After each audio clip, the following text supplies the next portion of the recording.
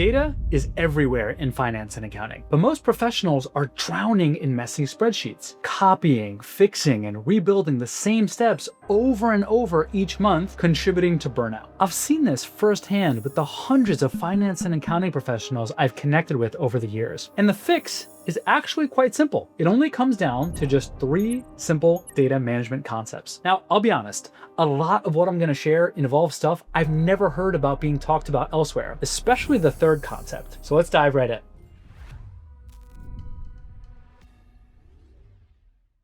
Let me start off with a philosophy that will save you hours anytime you touch a piece of data. Let's say you're traveling on a trip for a week. You won't want to put all your clothing in one big bag all mixed together. When you get to your hotel, you're going to feel overwhelmed as you try to get dressed. Instead, you'll have a suitcase where you'll put your socks in one place, your undershirts in another place, your pants in another place, and so forth. When you finally get to your hotel, now you can easily wear any outfit by taking a little bit from each pile every day that you're there. The same concept applies to data. Raw data on its own is meaningless. It's your job as a finance and accounting professional to turn that data into information. To do that, you need to have a mechanism of organizing your data so that you can easily recall any information, say by date, by value, by account, and on and on. So how exactly do you get there? Well, that brings me to my first framework. And I actually learned about this framework through my wife. She works at a hospital where she deals with tons of data all day and was telling me about her manager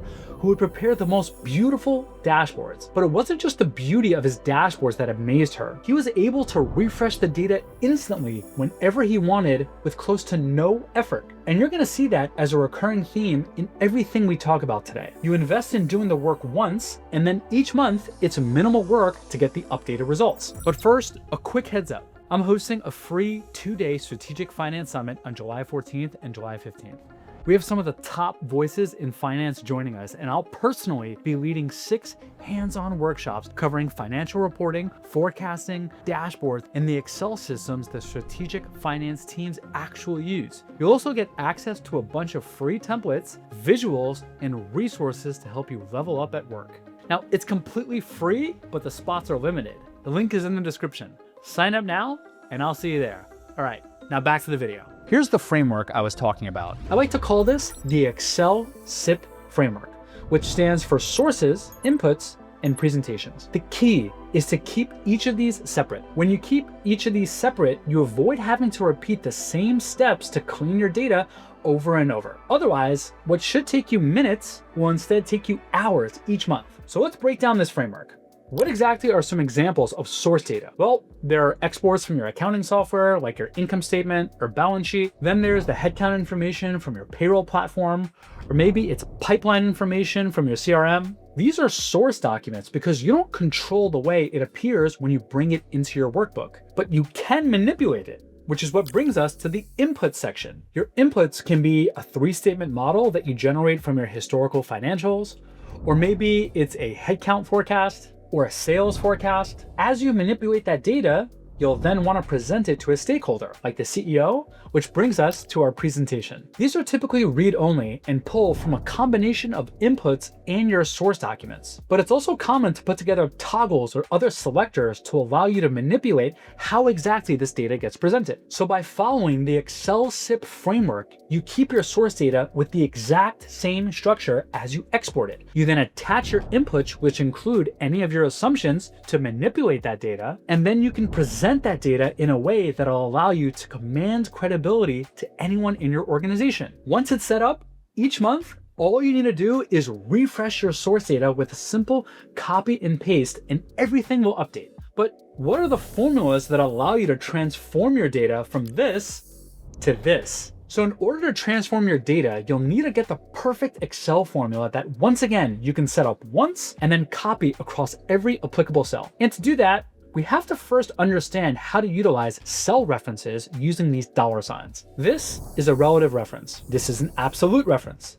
and this is a mixed reference. This relative reference means I can copy this cell into any other cell and the row and column will adjust relatively. The same will happen if I drag the cell in either direction. This absolute reference means no matter what I do with this cell, it'll always refer to the exact same initial formula. Nothing will change. But the majority of formulas will contain a mixed reference, either locking just the row or just a column. So understanding how to use these dollar signs will make you extremely efficient at crafting the right formula. Now, I remember my manager once pulled me aside and made me spend 20 minutes going over drills with each of these references until I knew them cold. Now, they're muscle memory. But you won't just use these cell references in a formula. You'll most likely instead use these things called functions. Functions are predefined formulas where with the right syntax, you can feed in whatever inputs you want and then expect a certain output. And while there are hundreds of Excel functions, you really only need about 8 of them to work efficiently with your data. Now, I'll cover these 8 functions real briefly here because I have a full video walking through them over here if you want to get the full details. First, there are date functions, which make it easy to work with dates so you can pull in the values for any applicable period. The EO_month function allows you to go forward or backwards however many dates into the future. The month function gets you the month of any date, while the year function gets you the year of any date. And then to get the quarter, well, there's no quarter function. Instead, you can divide the month by 3, wrap it around the round up function, and round it to 0 decimal places. When you combine all of these into the date function, you can populate any date. But those are just date functions. To manipulate your data, the most common function you'll use is the if function. That's pretty much the heart and soul of all computer programming. I like to use that when I'm analyzing if I'm in an actuals or projections period. Then,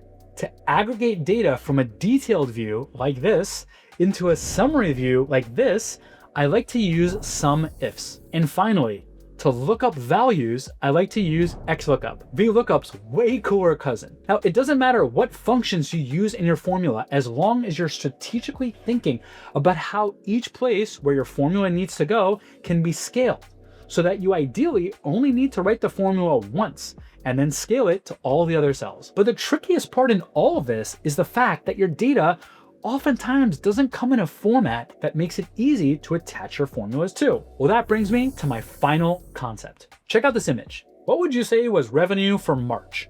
Well, it's a bit tough to tell in this view. You don't really know what attribute goes with which numbers. Well, what about in this view? Better, and pretty on the eyes. Now, what about this view? Well, now we can pack in more information and our eyes can understand what exactly is going on. And then this final view.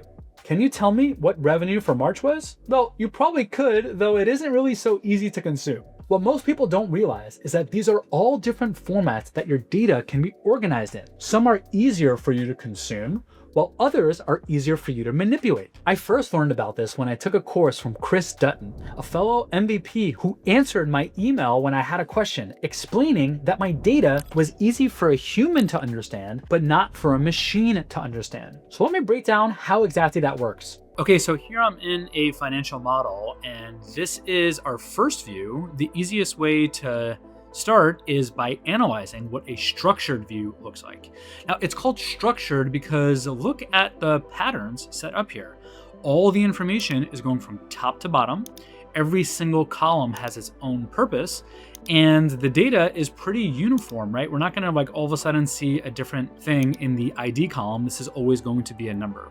Now, this is the easiest way to manipulate data because it has a really cohesive pattern.